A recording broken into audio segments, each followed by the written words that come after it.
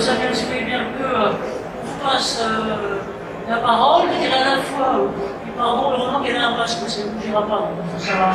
Mais en matière, dans le domaine logistique, elle est assez connue pour être justement sur ces questions d'intégration de nouvelles technologies et qui sont dans un vrai souci des dernières ergonomie et d'intégration, finalement aussi des enjeux psychosociaux qui sont derrière, vous êtes assez connue pour ça. C'est à vous. Merci Anne-Marie. Alors, il est toujours sur le menton, vous levez le nez pour projeter votre voix et vous passez. Merci Anne-Marie. Effectivement, avec le masque, je ne vais pas rougir, ou en tout cas, ça ne se voit pas, mais merci, c'est super gentil pour la présentation. Bonjour à tous, effectivement, je suis ergonome et psychologue du travail dans la logistique. J'ai FM Logistique. Donc, FM Logistique, c'est 7500 collaborateurs en France, plus de 27 000 dans le monde, 14 pays. Et on a une problématique dans la logistique, enfin on en a plusieurs, mais en tout cas une importante qui est l'accidentologie, avec 60% de nos accidents du travail qui vont concerner la manutention manuelle, le port de charge. Donc gros travail à faire autour de ce sujet qui est de prévenir les maladies professionnelles, prévenir les troubles musculo-squelettiques pour supprimer en tout cas un certain nombre de risques. Voilà, donc grosse problématique. Donc, on a effectivement travaillé sur la combinaison de plusieurs typologies de solutions, à la fois organisationnelles, psychosociales, on l'a vu, des solutions autour des risques psychosociaux, autour de jeux, de la prévention. On a travaillé aussi sur des solutions techniques.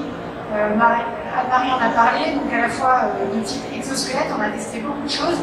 Mais sur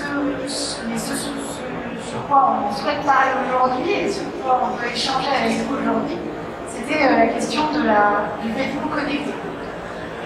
En fait, ce qu'on s'est dit, c'est qu'aujourd'hui, je vous interromps aussi tantôt pour dire que la logistique, c'est un métier alors qui est en plein boom mondialement, ça c'est clair et en pleine transformation, en intégration très profonde de ces nouvelles technos et notamment des capteurs. Moi, ce qui m'a frappé, mais ce que j'ai aussi vraiment aimé dans l'approche de ce dont elle a montré leur plan et leur programme, c'est notamment le lien avec les partenaires. C'est-à-dire que, avec ceux qui sont à la fois les clients ou bien ceux qui sont quelquefois aussi vos sous-traitants, j'allais dire opérationnels, systématiquement, les questions et les enjeux de santé-sécurité sont un peu transversaux et vous les associez à ces processus d'innovation. On va en reparler, effectivement, vous avez raison, hein, c'est hyper important, notamment quand on vient à faire de la mesure. Donc quand on a eu, alors la première question c'est mais avec quel outil est-ce qu'on mesure la pénibilité, avec quel outil est-ce qu'on mesure et avec quel outil on objective les postures, les angles articulaires de nos collaborateurs. Et on n'avait rien. Il existe aujourd'hui des choses sur le marché, mais des choses extrêmement complexes. Il faut être expert plus pour pouvoir s'en servir, pour pouvoir ensuite analyser les données. Et nous, ce qu'on souhaitait, c'était quelque chose de simple, accessible et facile à utiliser. C'est comme ça qu'on va peut-être passer sur la diapo du besoin, et encore après. Encore, du coup, ouais, voilà. Pardon. Et donc on avait effectivement trois besoins initiaux. On souhaitait d'abord cartographier et évaluer l'exposition de nos collaborateurs à la pénibilité et principalement aux troubles musculo-squelettiques. Ce qu'on souhaitait aussi, c'était concevoir, ou en tout cas reconcevoir certains postes de travail et se dire, bah voilà, on a une ligne de conception, on a une ligne à faire, et bah, sur quelle base, sur quoi on se base pour concevoir cette ligne. Bien en amont de la conception. Et puis on voulait aussi proposer de nouvelles organisations à nos collaborateurs. On parle de polyvalence, on parle de rotation sur les postes, mais sur la base de quoi finalement est-ce qu'on peut switcher nos collaborateurs d'un poste à l'autre. Donc ça c'était notre besoin initial. Et puis finalement on voulait, c'est ce que je disais tout de suite, hein, on voulait quelque chose de suffisamment transparent, facile et accessible à tous, qui soit utilisable par tous en fait. Ce qui est très frappant, pardon, là aussi, c'est le focus que vous mettez sur deux éléments qui sont essentiels. Les TMS, dont on sait que c'est quand même, a priori, la première atteinte professionnelle, atteinte à la santé professionnelle, et en même temps des projections sur l'avenir avec des simulations. Et donc avec des simulations de tâches, puisqu'en gros, j'allais dire, vous êtes quand même sur des métiers très polyvalent, enfin, dirons, une forme de polyvalence, et donc la simulation des types de situations pareilles est un truc tout à fait important et lié à l'organisation du travail. Je passe la suivante. Oui, tout à fait. Donc, effectivement, on a commencé à parcourir un peu les solutions du marché et puis finalement, on s'est porté sur une solution qui nous paraissait assez simple. Une solution qui a été développée par Olivier Fleury et Altran et puis on a travaillé avec eux sur justement ce vêtement de travail qui était un vêtement de travail équipé de 10 capteurs et donc ce vêtement de travail, on l'a adapté avec notre vêtement imagé. Alors, la démo en live, bravo. Vous êtes démo, hein. Non, c'est pas du striptease, uniquement la veste.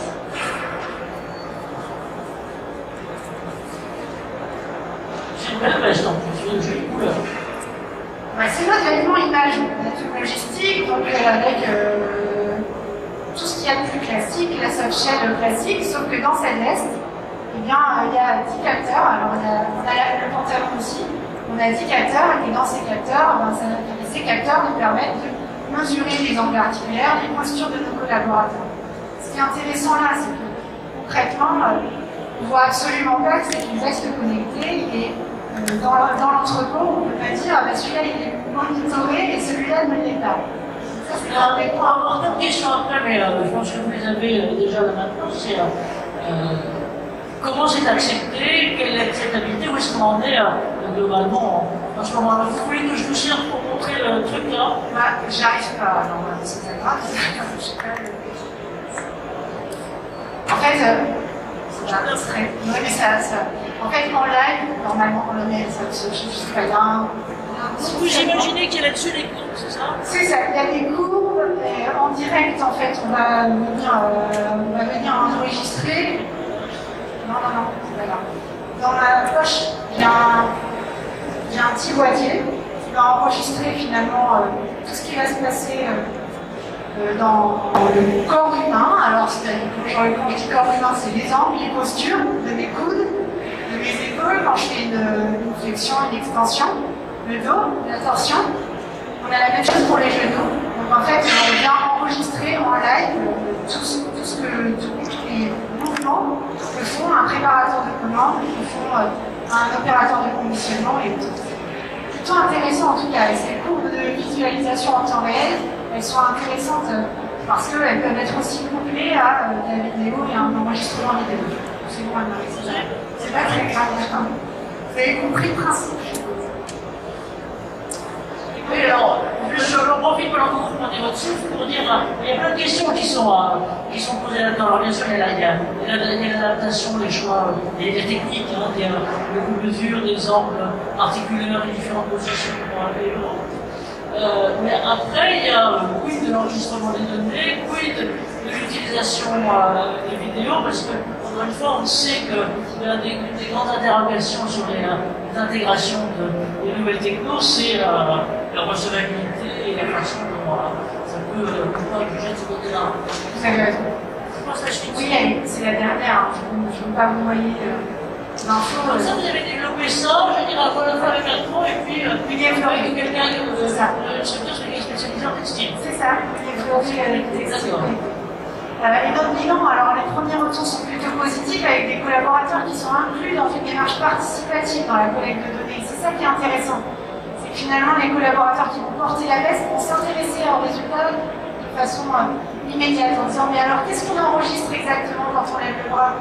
Et alors qu'est-ce que ça donne si on est à 76% en orange pour l'épaule? Alors on fait quoi après? Et ça va être tout le travail qui va être mené ensuite, c'est de dire mais écoute, là tu es en orange sur l'épaule, mais tu es en vert sur cet autre poste-là, et voilà comment est-ce qu'on va réfléchir demain aux polyvalences, on a effectivement des utilisateurs cibles qui ont été formés maintenant, puisque dans l'entreprise, moi j'ai formé des relais capables d'utiliser la veste.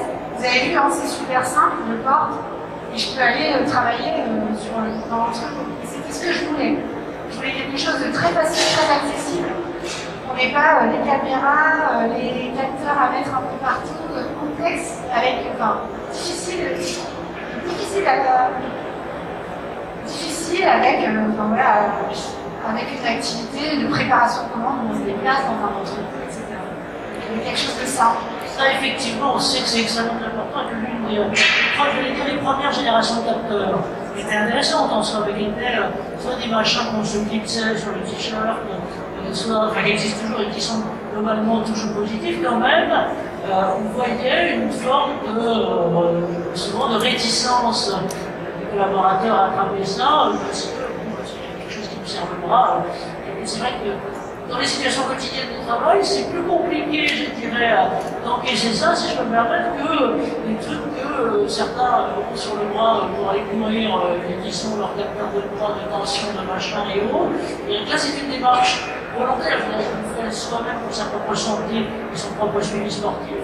À partir du moment où vous êtes dans une structure, vous êtes une demande, j'allais dire de votre structure, de vous faire faire ça, la recevabilité n'est pas du tout. Je voudrais poser la question que vous posez, vous dites, voilà, on a des premiers retours positifs avec des collaborateurs. Comment vous avez organisé, j'allais dire, ces tests, ces retours? Depuis combien de temps? Voilà, ça fait 2 ans maintenant qu'on travaille avec le produit. On va travailler sur des gens, enfin sur des postes avec des collaborateurs qu'on souhaite maintenir en emploi. Ça, c'était la première façon de travailler. On a une problématique avec un collaborateur qui a des soucis de santé. On l'a positionné sur un poste. On veut savoir si sa pathologie est compatible avec le poste. Donc ça a été la première façon d'utiliser le vêtement. Et question triviale là aussi, pour vos collaborateurs, vous les avez choisis comment? Sur la base du volontariat? Alors, non, en l'occurrence, non, mais sinon, oui, est-ce que tu es OK pour porter le vêtement? Dans la mesure où c'est assez transparent, les gens sont plutôt favorables. Par contre, ce qui les intéresse, c'est d'avoir les résultats à la fin. Et c'est là où c'est intéressant. On va discuter autour de résultats très objectifs. Au début, ils disent, voilà, mais c'est quoi toutes ces courbes? Et là, on va commencer à discuter avec eux. Et puis, comme on peut coupler une vidéo, si on le souhaite, on peut aussi faire de la pédagogie avec eux. Et pouvoir discuter en disant, mais pourquoi tu as fait ce mouvement-là alors que ta collègue qui a porté la veste hier n'a pas fait ce même mouvement pour la même tâche? Et donc, on peut aussi expliquer, travailler de façon à sensibiliser et prévenir un certain nombre de mouvements qui seraient délétères pour la santé, par exemple. Alors, j'imagine que c'est pas ça, mais effectivement, des questions comme ça, je vois avec d'autres types de start-up où on aime bien regarder les choses, j'allais dire, en écosystème innovation. De l'ensemble, l'un des personnes qui intervenait en moyen là-dessus, qui intervient plutôt sur, j'allais dire, sur des événements connectés affinés de finalité thérapeutique, donc de regarder dans des parcours de soins pour soit des gens atteints de handicap ou autres. Et il veut dire que là, ce type d'attitude qu'on peut avoir, encore une fois, au boulot, ou s'il s'agit de sa propre santé, ou s'il s'agit d'une activité sportive sur les îles, sont des choses différentes. Et là, s'il est dans la salle des universités, on en avait hier, et notamment avec des luxembourgeois. L'idée, c'est vraiment de pouvoir suivre ça pour regarder la dimension, c'est particulièrement sensible aux dimensions psychosociales, économiques. Je pense que ce sont des éléments qui sont tout à fait importants. Voilà pour ce que j'avais effectivement à présenter. Je trouve que c'est un équipement intéressant parce que transparent, parce que accessible au plus grand nombre. Et je trouve que dans une entreprise, quand on n'a pas d'experts de compte sur l'analyse de données biomécaniques ou physiologiques, c'est plutôt un équipement intéressant. Merci Damien. Ce que je vous propose, c'est qu'on regarde peut-être pour tout à l'heure les questions sur son intervention. Peut-être en deux mots pour conclure là-dessus. L'opérateur augmenté, voilà, le coup du choix d'augmenter, mis à part le fait que c'est sympa. Augmenter parce que on l'équipe finalement. Mais on ne peut pas en faire quelqu'un de plus fort, voilà, qui va porter plus. On veut mieux, en tout cas, on peut comprendre ce qui se passe quand il porte une charge, par exemple. On l'augmente. Dans le sens d'augmenter les capacités. capacité. C'est l'un des grands problèmes du bagage, pardon d'avoir rentré un peu sémantique, mais de l'appellation intelligence artificielle. C'est qu'effectivement le terme est né il y a un certain temps, et c'est pas très très positif dans le côté justement artificiel des choses, et là l'augmentation qui est pour le progrès, c'est plutôt ça.